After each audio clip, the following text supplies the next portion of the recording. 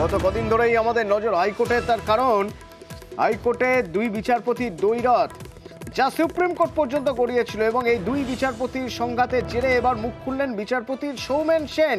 উচ্চ প্রাথমিক নিয়োগ মামলা ছাড়লেন বিচারপতি সৌমেন সেন, কিন্তু কেন, কি মন্তব্য করলেন তিনি? অর্ণব প্রতিনিধি আমার সঙ্গে হাইকোর্ট চত্বর থেকে রয়েছেন সরাসরি। অর্ণব,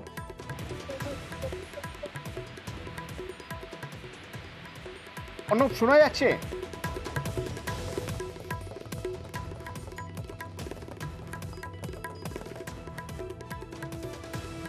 বিচারপতি সৌমেন সেনের মন্তব্য, বিচারপতির অধিকার নির্দেশ দেওয়াতেই সীমাবদ্ধ, কোনো মামলায় আলাদা করে উৎসাহ নেই।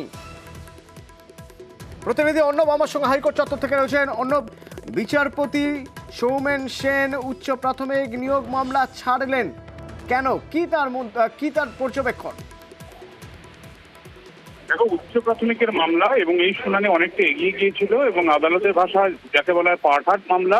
একজন বিচারপতি একটা মামলার প্রায় মাঝ অংশ পর্যন্ত চলে গেলে তিনি তখন সেই মামলাটি পার্টহাট করে রাখেন এই মামলাটা বিচারের স্বার্থে, কারণ নতুন কোনো ডিভিশন বেঞ্চ সেই মামলাটা গ্রহণ করলে তাতে সময় আরো বেশি লাগে। এই কারণে এই পার্টহাট করা মামলা তিনি আজকে রিলিজ করলেন, ছেড়ে দিলেন, এবং ছেড়ে দেওয়ার মুহূর্তে তিনি কিছুটা আবেগঘন হয়ে তিনি মন্তব্য করলেন, এই আদালত অপমানিত হয়েছে, আমি এই মামলা থেকে সরে দাঁড়াচ্ছি।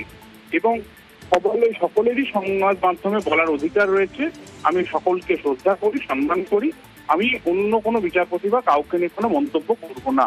কল্যাণ বন্দ্যোপাধ্যায় সিনিয়র অ্যাডভোকেট তিনি বিচারপতি অভিজিৎ গঙ্গোপাধ্যায় সম্পর্কে কিছু আলোকপাত করতে চাইলে বিচারপতি তিনি তাকে থামিয়ে দিয়ে বলেন, প্লিজ আর না, এই সমস্ত ধরনের কথা না বলাই পেয়েও, এবং তারপরে তিনি এই মামলা থেকে নিজেকে সরিয়ে নেন, অর্থাৎ বিচারপতি সৌমেন সেন এবং বিচারপতি উদয় কুমারের ডিভিশন বেঞ্চ এই মামলা থেকে সরে গেল। উচ্চ প্রাথমিকের মামলা দীর্ঘ শুনানি হয়েছে এই ডিভিশন বেঞ্চে, বিচারপতি সৌমেন সেনের ডিভিশন বেঞ্চে, এবং বিচারপতি সৌমেন সেনের নির্দেশেই উচ্চ প্রাথমিকে নিয়োগ প্রক্রিয়া বন্ধ থাকলেও উচ্চ প্রাথমিকে কাউন্সিলিং এর প্রক্রিয়াটা সম্পূর্ণ হয়ে গিয়েছিল, এবং টেন্টেটিভ কোন প্রার্থী কোন স্কুলে চাকরি করবেন তাও ইতিমধ্যেই নির্দিষ্ট হয়ে গিয়েছিল। শুধুমাত্র ডিভিশন বেঞ্চের একটা সবুজ সংকেত দিলেই প্রত্যেককে নিয়োগপত্র হাতে পেতে পারতেন, কিন্তু এই অবস্থায় ডিভিশন বেঞ্চ মামলা থেকে সরে দাঁড়ানো, এবং এই মামলা এখন চলে যাবে প্রধান বিচারপতির কাছে। প্রধান বিচারপতি যে ডিভিশন বেঞ্চে মামলা পাঠাবেন সেই ডিভিশন বেঞ্চে এই মামলা পরবর্তী শুনানি হবে।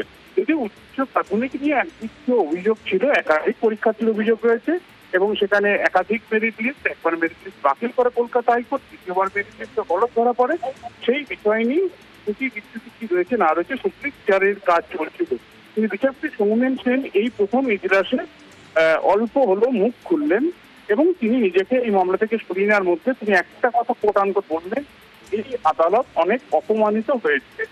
কার্যত আদালত তার ইজলাস অপমানিত হলো, কার জন্য হলো, কি জন্য হলো, এটা তিনি খোলসা করে বলেননি, কিন্তু এই কথা পুরো এই বেনজির সংঘাতের পরিস্থিতির মধ্যে একটা নতুন চ্যাপ্টার তিনি খুলে দিলেন, যে চ্যাপ্টারে ৮ নম্বর আদালত কক্ষ বিচারপতি সৌমেন সেনের ডিভিশন বেঞ্চ অপমানিত হয়েছে বলে তিনি ভরা ইজলাসে মন্তব্য করলেন।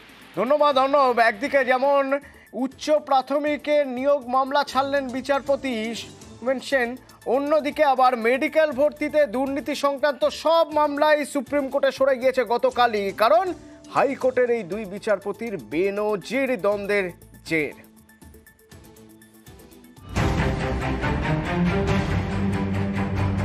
কলকাতা হাইকোর্টের দুই বিচারপতির নজিরবিহীন দ্বন্দ্ব। বিচারপতি সৌমেন সেনের বিরুদ্ধে রাজনৈতিক পক্ষপাতিত্বের অভিযোগ তোলেন বিচারপতি অভিজিৎ গঙ্গোপাধ্যায়।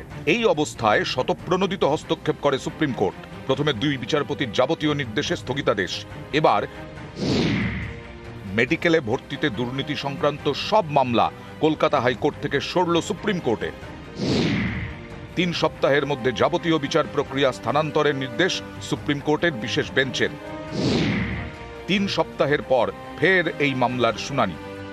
কোর্টের উপরে সম্পূর্ণ ভরসা আছে, আমি আশা করছি বিচার পাবো। ডেফিনেটলি ভর্তি করবো, ভর্তি করার জন্য উনি এতদিন করেছে, পরিশ্রম করেছে।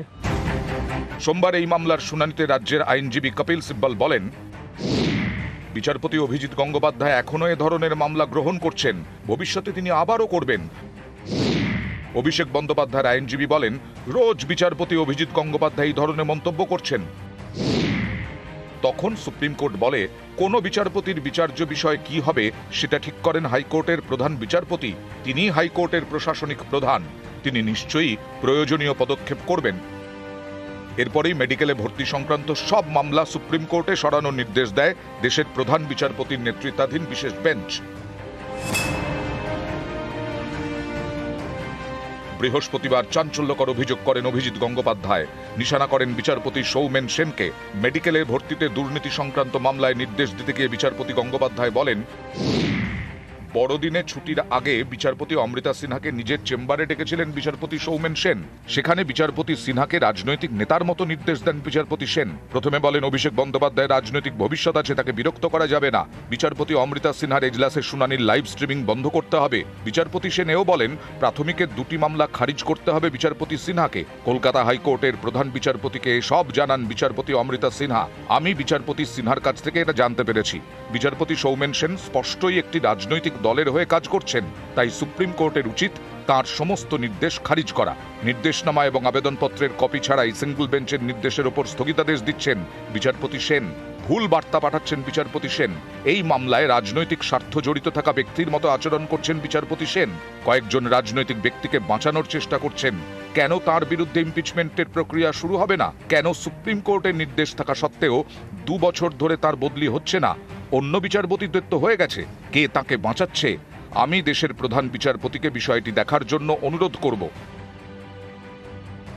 এ সবই নির্দেশনামায় লেখেন বিচারপতি অভিজিৎ গঙ্গোপাধ্যায়। এরপরেই 2 বিচারপতির দ্বন্দ্বে স্বতঃপ্রণোদিত হস্তক্ষেপ করে সুপ্রিম কোর্ট। তৈরি হয় 5 বিচারপতির বিশেষ বেঞ্চ।